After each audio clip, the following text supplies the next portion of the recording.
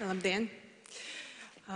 Šodien es gribētu dalīties ar savas pieredzes stāstu par to, kā neveiksmes atbrīvo, jeb kā pie noteikti neveiksmu daudzuma ir iespējams gūt savu veidu atbrīvošanos un šķīstīšanos.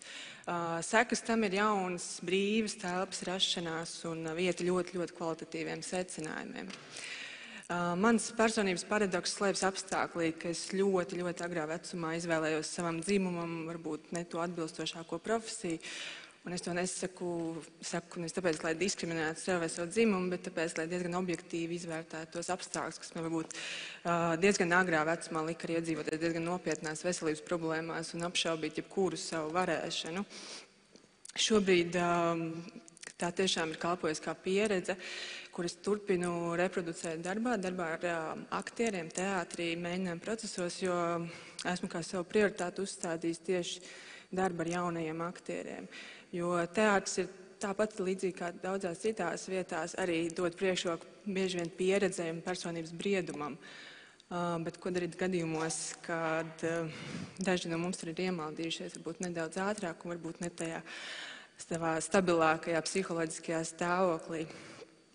Tradicionāli darbs pie izrādes manā gadījumā notiek vispirms izvēloties un atlasot dramaturģiju, tātad lūgu, kas man šķiet personiski ļoti, ļoti svarīga un būtiska. Tā, protams, vienmēr ir tikai un vienīgi mana izvēle. Un tālāk jau seko ļoti nopietna lūgas analīze, mēģinot iepazīt, izprast tajā ietvertās likumsakarības konfliktu un mēģināt rast kaut kādu atrisinājumu un tādā veidā izstāstot kādu pieredzes stāstu. Lai es pēc iespējas labāk varētu jau darbā ar aktieriem komunicēt šo informāciju, ko es esmu pati sapratusi, analizējot un strādājot ar lūgas materiālu, man nākas absolūti iemiesot šos lūgas varoņus, vairāk mazāk visus, bet prioritāri, protams, izrādes galvenos varoņus. Jāatzīst, ka kaut kur savas darbības vidū es apzinājos citu likumasakarību, ka nevis es iemiesoju savu lūgu galvenos varoņus, bet īstenībā ir pavisam otrādāk lūgu galvenie varoņi īstenībā esmu es pati, tāpēc, ka mani likumasakarīgi nepiesaista tāda veida dramaturģija, un es nekad neizvēlos tādu veidu literatūru, kas man neliekās personiski ļoti, ļoti, ļoti būtiska. Līdz ar to šodien, lai stāstītu par savām neveiksmēm un savu veidu atbrīvošanos, tādu šķīstīšanos, es ņemšu palīgā savu lūgu galvenos varoņus, pēdējo savu 6 izrāžu galvenos protagonistus, kas kaut kādā mērā, kā jau teicu, absolūti iemieso mani pašu kādā no saviem pieredzes posmiem. Kā pirmo es esmu izvēlējusies savu izrādi Salome. Tā ir jau pirms vairākiem gadiem tapusi izrāde ar ļoti, ļoti spilgtu galveno varoni Salome. Jāatzīst, ka visiem man pēdējo izrāžu varoņiem ir raksturīgs tāds diezgan ļoti, ļoti spilgts raksturs un kāds šķietam nepārvarams šķērslis, kas viņus visus, diemžēl, noved nāvē. Arī tā ir kaut kādā ziņā laikam apzināta man izvēle, lai parādītu šos izkāpinātos ekstrēmos robežu stāvokļus.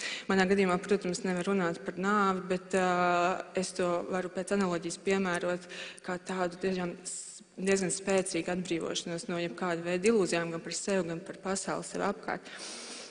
Līdz ar to Salome, kā tāds ļoti spilgts raksturs, kas ir tāds diezgan arī bijis histērisks, ar tādām diezgan pretrunu plosīts raksturs, kurš nav spējis pieņemt pasauli tās kopumā un to skatīt tikai ar tādiem ļoti, ļoti krasiem pretmetiem.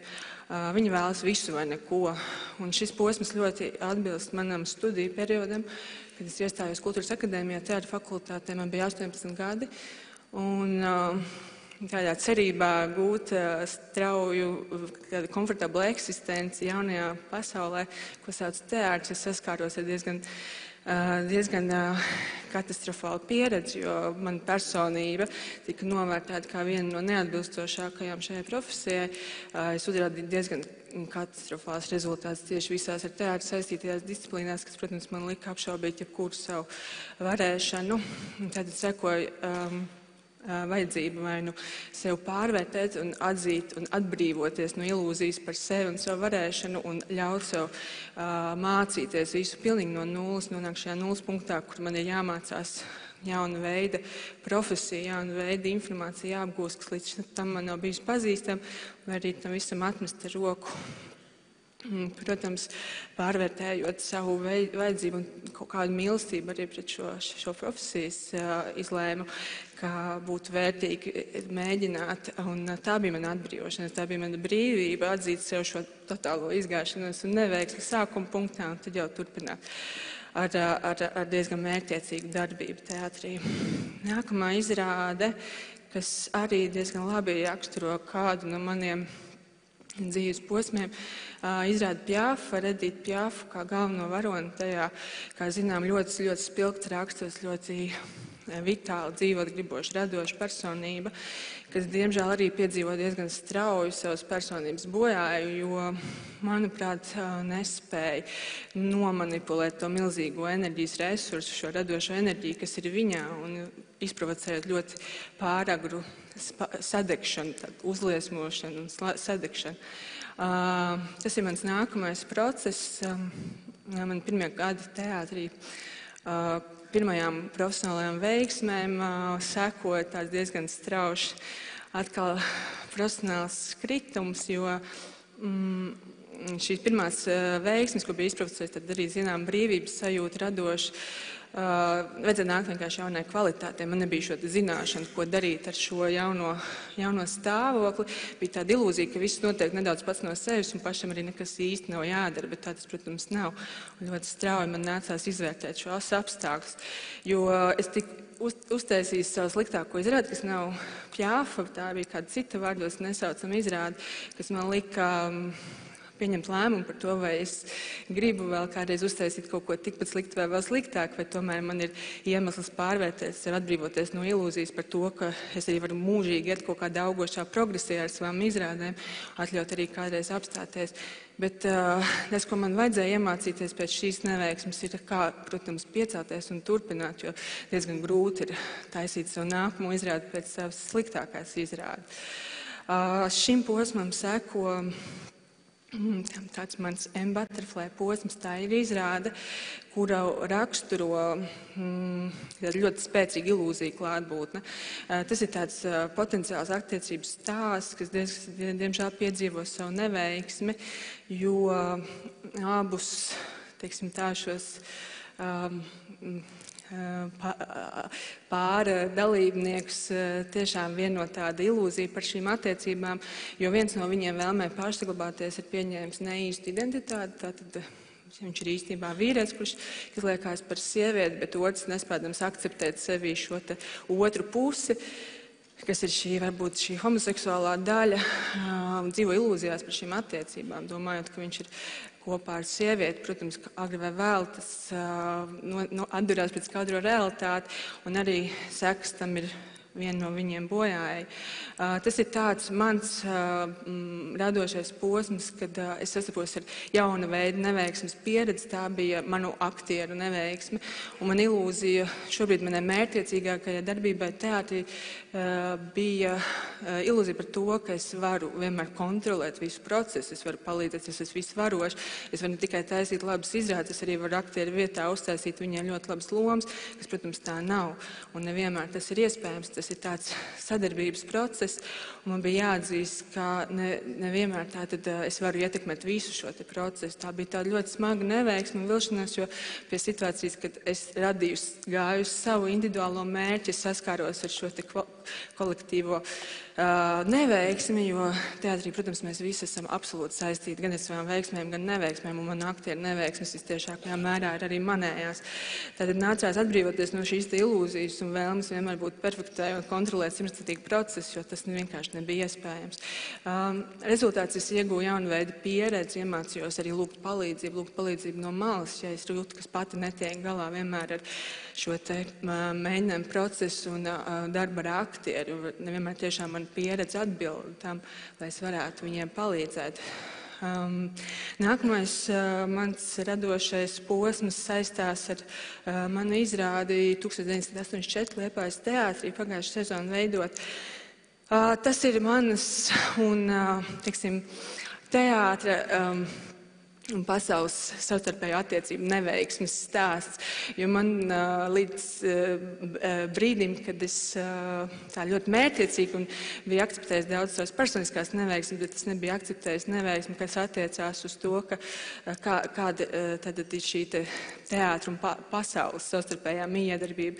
Respektīvi, mani vadīja ļoti nopietnas ilūzijas par to, ka teātris var izmainīt pasauli, kas, protams, tā nav. Man tas šobrīd ir jāatzīst. Un man, protams, bija ļoti grūti samierināties ar šo atziņu, tāpēc, ka man likās, ka tas nav iespējams, ka lieta, kurā es sevi investēju absolūti un 100% un es sevi atdodu pilnīgi nesautīgi, pēkšņi izrādās īstenībā kaut kādā mērā diezgan bezjēdzīgi. Man nācās atzīt, ka tas tā ir, man nācās to akceptēt, un mana pieredze, ko es iemācījos tā rezultātā, bija, ka man nevajag neko gaidīt no pasaules. Man vienkārši vajag dot nesautīgi to labāko, ko es varu dot, jo arī šīs izrādes galveno protagonistu, Winstonu Smitu, šis ideālisms izmainīt pasauli novada nāvē. Tālāk jau seko man izrāda Ekus, dēls teātrī ar ļoti spilgtu galveno varoni pusaudzi, kurš ir, teiksim tā, pārņemts ar savu kaislību, vienīgo. Viņa gadījumā tie ir zirgi, kas izslēdz absolūti jebkuras citas paralēlās realitātes eksistenci. Protams, ka kaut kādā mērā tās attiecības pārauga diezgan neveselīgā kontaktā, jo vienkārši nav iespējams sevi investēt tikai un vienīgi vienā kaislībā. Līdz ar to arī man bija posms dzīvē, kad es it kā nespēju tomēr līdz galam akceptēt šo ideju par to, ka teātris ar pasauli nevienmēr satiekās, tad es sev mērķiecīgi pārorientēju darbā tikai un vienīgi teātrī, kaut kādā vērā arī izslēdzot apkārtējo realitāti. Tas man noved pie jaunas neveiksmes sajūtas par to, ka tā ir, protams, tāda ilūzija par to, ka tā ir tā eksistence, kas varētu būt tā vienīgā iespējamā, tāpēc, ka teātris tiešākajā mērā ir atkarīgs no dzīves, un man ir arī jāpavērš skats pretējā virzienā un atkal jāiemīl dzīve visās tās paradoksumā un daudzšķautņainībā. Visbeidzot, man pēdējā izrāde Frankensteins Dēls teātrī šo sezonu tapusi. Šeit galvenie varoņi ir veseli divi zinātnieks Viktors Frankensteins, bet mana būtības sastāvdaļa un tā absolūtā identitātes daļa ir viņa veidotais. Tātad šis radījums, radība, mūsu gadījumā ne briesmonis, bet tieši radījums, radība, kas ir uzkonstruēts no vairākiem daudziem citiem mirušiem cilvēkiem, tā ir viņa tā identitātes daļa, un kurš savu eksistenci sāk kā jau mazs bērns pieauguša vīrieša ķermenī. Šeit man bija jauna tipa pieredze un arī atziņa un arī atbrīvošanās no jauna tipa ilūzijas.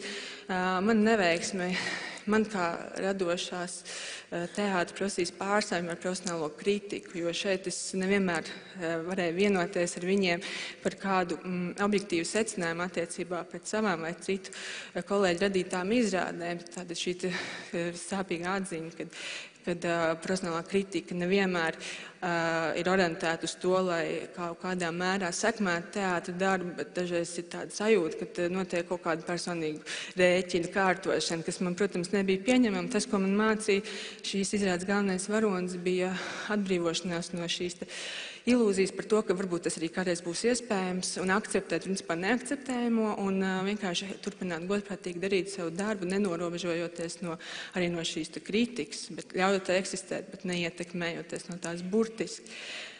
Visbeidzot, šobrīd es esmu tādā eksistences stāvoklī, kas paredz un ietver man jaunāko izrādi, kur pirmizrādi piedzīvos pēc nedēļas Liepājas teātrī Ziloņa cilvēks. Man nav nekādu uzskats materiāli, tāpēc, ka izrādi ir tikai tapšanas stadijā, bet pilnīgi skaidrs, ka tās izrādes galveno varoni raksturo tāda fiziska, ļoti sāpīga deformācija. Tas ir stāsts par ziloņu cilvēku, par vēsturisku personību Viktorijas laikā dzīvojuši reāli ārkārtīgi fiziski deformētu cilvēku, kurš pats par sevi jau iemieso neveiksmi. Un viņa atbrīvošanās no tās ir akceptējot šo te ārējo neizmaināmo realitāti. Un tas, ko viņš veic, ir šī te pieredzes dalīšana ar visiem tiem, kas ir gatavi to dzirdēt. Tā arī es šobrīd dalu savu pieredzi ar saviem aktieriem, ar tiem visiem, kas ir gatavi klausīties un dzirdēt, kā pašsaglabāties visekstrēmākajos apstākļos un vienkārši uztvert to tikai un vienīgi kā pozitīvu pieredzi. Paldies! Paldies! Paldies!